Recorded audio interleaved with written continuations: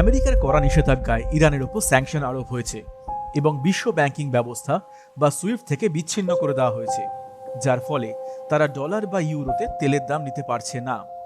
কিন্তু ভারত তার জন্য থেমে থাকেনি। ভারত খেলেছে একটি মাস্টার স্ট্রোক। কিভাবে? রিলায়েন্স ইন্ডাস্ট্রিজ ইরান থেকে 50 লক্ষ ব্যারেল অপরিশোধিত তেল কেনার চুক্তি করে ফেলেছে। কিন্তু প্রশ্ন হলো, ডলার ছাড়াই ভারত কিভাবে এই তেলের দাম মেটাচ্ছে? কেনই বা একে বলা হচ্ছে ভারতের এক বিশাল মাস্টার স্ট্রোক?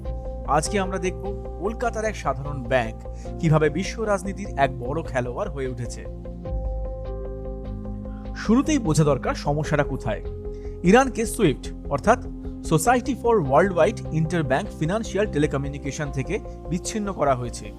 এটি আসলে কোনো পেমেন্ট সিস্টেম নয়, বরং ব্যাংকগুলির মধ্যে মেসেজ পাঠানোর একটা নিরাপদ নেটওয়ার্ক। যখন ইরানকে এখান থেকে বের করে দেওয়া হয়, তখন থেকেই তারা ডলার বা ইউরোতে আন্তর্জাতিক বাণিজ্য করতে পারছে না। এখানেই ভারতের ইউকো ব্যাংকের প্রবেশ আর ভারতের মাস্টার স্ট্রোক। ভারত এই সমস্যার সমাধান খুঁজে পেয়েছে কলকাতার ইউকো ব্যাংকের মাধ্যমে। ভারত এবং ইরান মিলে তৈরি করেছে রুপি পেমেন্ট মেকানিজম। কিভাবে কাজ করে এটি? ভারতের তেল শোধনাগারগুলি ক্রুড অয়েলের বদলে ইরানকে কোনো টাকা পাঠায় না। পরিবর্তে তারা সেই টাকা ভারতীয় টাকায় ইউকো ব্যাংকের বস্ত্র অ্যাকাউন্টে জমা দেয়। বস্ত্র অ্যাকাউন্ট কি? সহজ ভাষায় বলতে গেলে, যখন কোনো স্থানীয় ব্যাংক অন্য কোনো বিদেশি ব্যাংকের পক্ষে তাদের ব্যাংকে অ্যাকাউন্ট মেনটেন করে, তখন তাকে বস্ত্র অ্যাকাউন্ট বলে। এই টাকা ভারত ছেড়ে কখনোই বাইরে যায় না। ইরান এই ব্যাংকে জমে থাকা ভারতীয় টাকা দিয়ে ভারত থেকেই চাল, ওষুধ আর যন্ত্রপাতি আমদানি করে। সহজ কথায় এটি অনেকটা আগেকার দিনে সেই বিনিময় প্রথার মতো, কিন্তু যা ব্যাংকিং এর মাধ্যমেই হচ্ছে। এখন প্রশ্ন হলো, ইউকো ব্যাংকই কেন?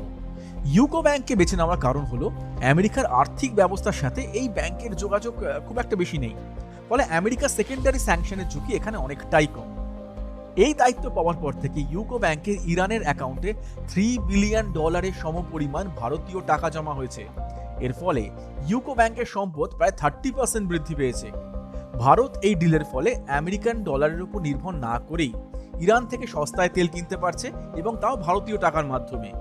এবং একই সাথে ইরানের কাছে ভারতীয় পণ্য রপ্তানি করার একটা নিশ্চিত বাজার তৈরি করতে পেরেছে। তবে এই ব্যবস্থায় এখনো কিছু প্রশ্ন থেকে গেছে। ভারতীয় টাকা আন্তর্জাতিক বাজারে ডলারের মতো অ্যাকসেপ্টেড নয়। ফলে ইরান ইউকো ব্যাংকের এই টাকা দিয়ে ভারত ছাড়া অন্য কোনো দেশ থেকে কিছু কিনতে পারবে না।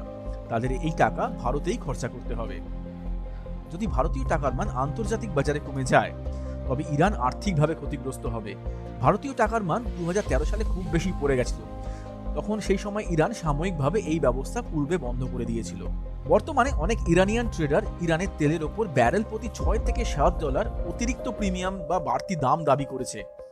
এছাড়া বীমা এবং শিপিং সংক্রান্ত অনেক জটিলতা এই যুদ্ধের বাজারে একটা বড় চ্যালেঞ্জ হয়ে দাঁড়িয়ে আছে।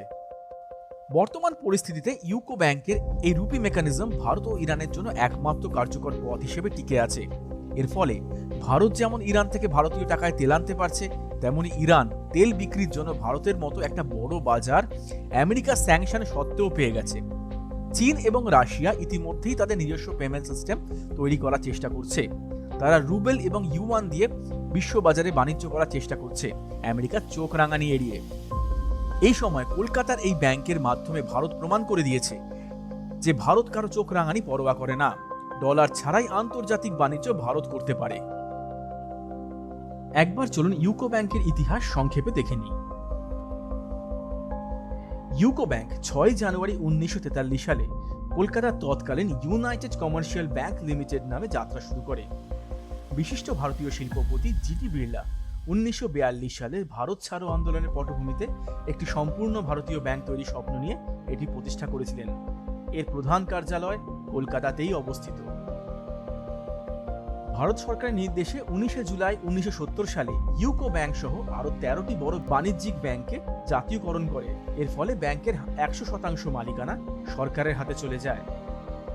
1985 সালে একটি সংসদীয় আইনের মাধ্যমে ব্যাংকের নাম পরিবর্তন করে বর্তমানে ইউকো ব্যাংক রাখা হয়।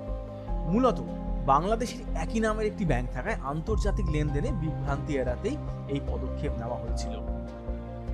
2003-04 অর্থবর্ষে ইউকো ব্যাংক আইপিওর মাধ্যমে পাবলিক লিমিটেড কোম্পানিতে পরিণত হয় এবং শেয়ার বাজারে তালিকাভুক্ত হয়।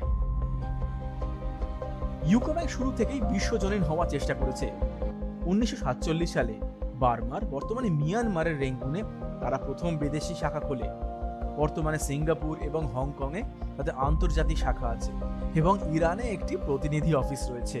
বর্তমানে ইউকো ব্যাংক ভারত সরকারের একটি অন্যতম প্রধান সরকারি ব্যাংক এবং এটি বর্তমানে লাভজনক অবস্থায় রয়েছে।